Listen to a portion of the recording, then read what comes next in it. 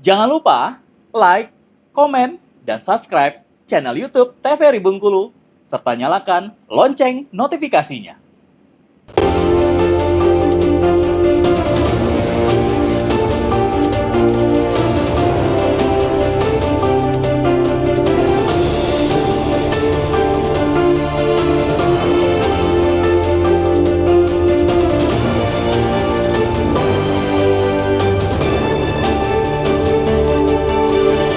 Ya pemirsa, Anda kembali menyaksikan Brendo TVRI Bengkulu edisi hari ini dengan tema makanan bergizi untuk keluarga. Dan tentunya kita masih bersama dengan kedua narasumber kita, ada Dr. Emi dan juga Pak Anang Wahyudi. Kita ada di segmen kedua ini Pak, saya ingin ke dokter terlebih dahulu, Dr. Emi. Jadi sebenarnya ini mungkin masyarakat juga masih banyak yang simpang siur mungkin, atau banyak yang masih awam. Sebenarnya makanan itu dapat dikatakan bergizi itu dia harus memenuhi apa saja kriterianya?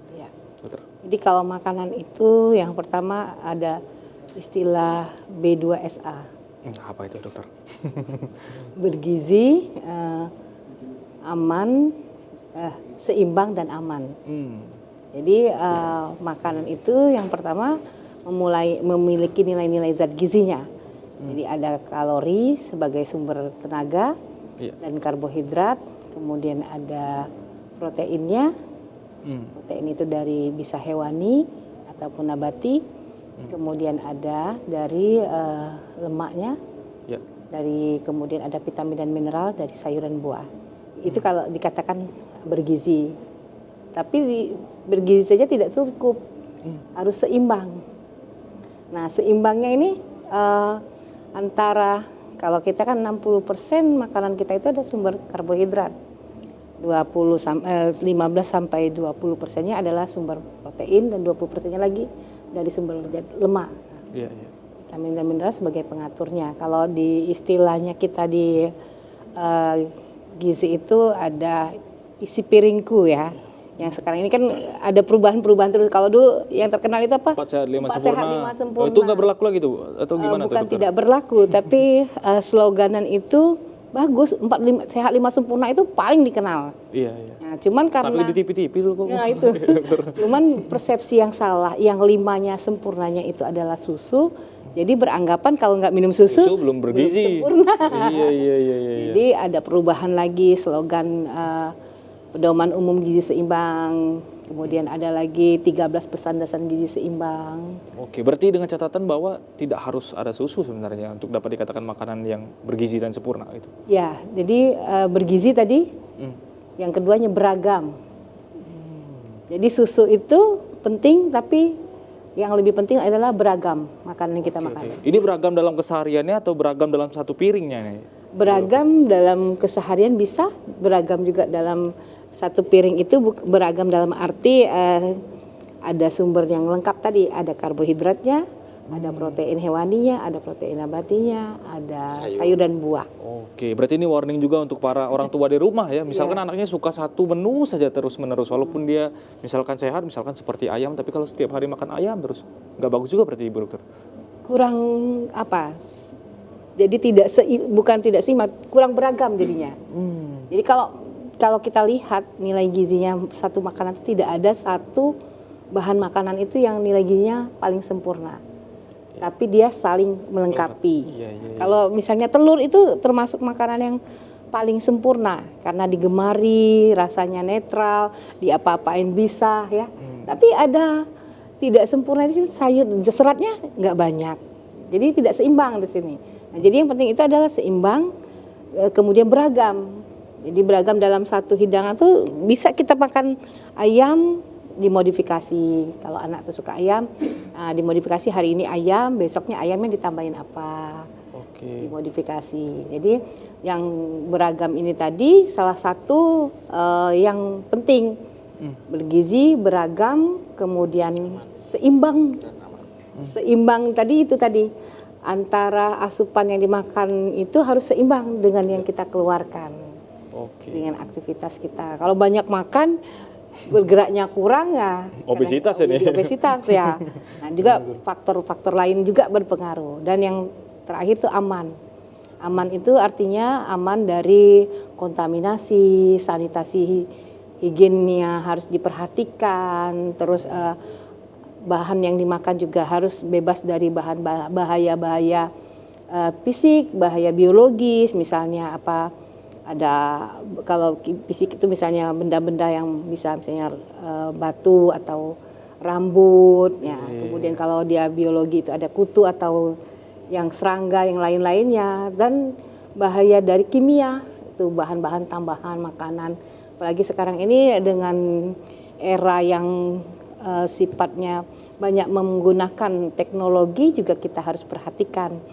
Teknologi itu bagus, tapi kalau menggunakannya salah, misalnya menggunakan bahan yang diawetkan itu terlalu banyak dengan tidak memperhatikan standar SNI-nya, itu akan membahayakan dalam jangka waktu yang lama. Memang nggak langsung ya, cuman dalam waktu lama itu akan berpengaruh terhadap kesehatan kita. Oh, ini juga yang sering dibilang tuh lebih baik mengonsumsi makanan real food katanya, bukan makanan-makanan yang dibungkus-bungkusan segala macam. Seperti Gak itu. apa-apa, boleh sih, Boleh kan juga beragam kan. Jadi suatu saat kalau kita misalnya nggak bisa kondisi tertentu tidak bisa memasak secara langsung, kita bisa menggunakan makanan yang siap saji, kemasan. Tapi ya itu tadi harus seimbang, harus beragam, harus mutunya juga kita perhatikan.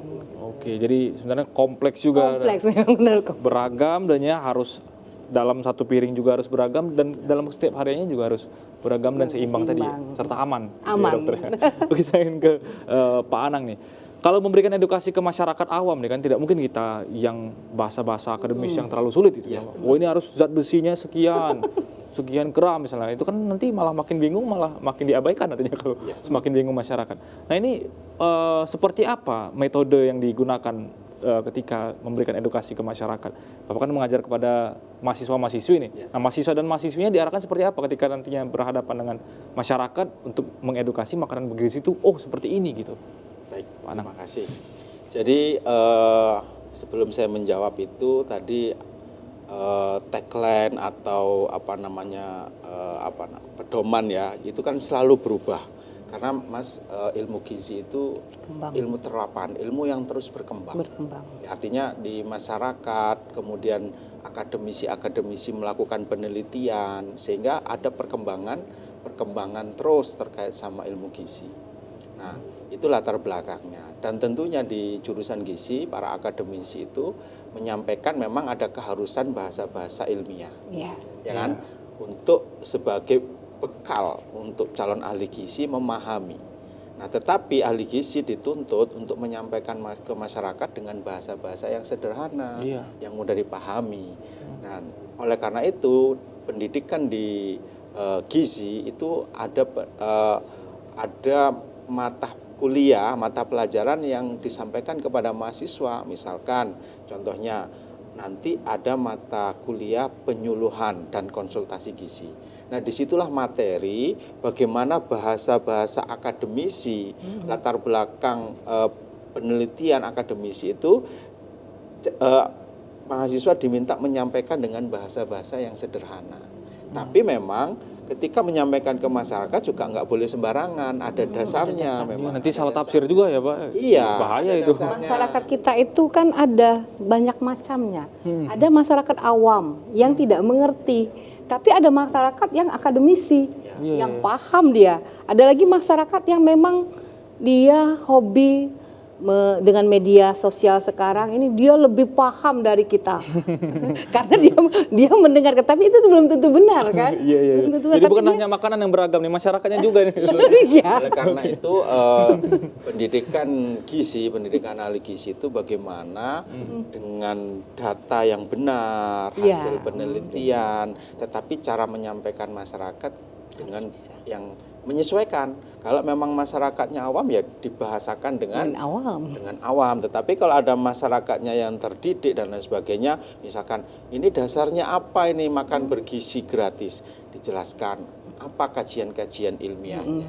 Ya kan, hal-hal semacam ini yang juga kami berikan selama pendidikan di jurusan gizi. Kebetulan di jurusan gizi itu ada 2 prodi, ada prodi diploma 3, ada prodi sarjana terapan. Nah, disitulah adik-adik mahasiswa ini digembleng sedemikian rupa oleh para dosen-dosen kami sehingga nanti mudah ketika menyampaikan ke masyarakat. Selain memang hasil pendidikan selama 3 sampai 4 tahun juga tentunya pengalaman itu juga nanti menjadi penentu juga di masyarakat. Situasi masyarakat yang heterogen menjadi tantangan tersendiri gitu. Iya. Dan Para calon ahli mulai gizi. pendidikan kita mulai kenalkan ada praktek kerja lapangan. Nah, hal-hal seperti itu kan untuk menjembatani antara pembelajaran di kelas, di laboratorium dengan langsung di masyarakat sehingga adik-adik mahasiswa mulai terlatih menyampaikan. Ya, semakin menarik pembahasan kita. Masih. Kita harus jeda lagi.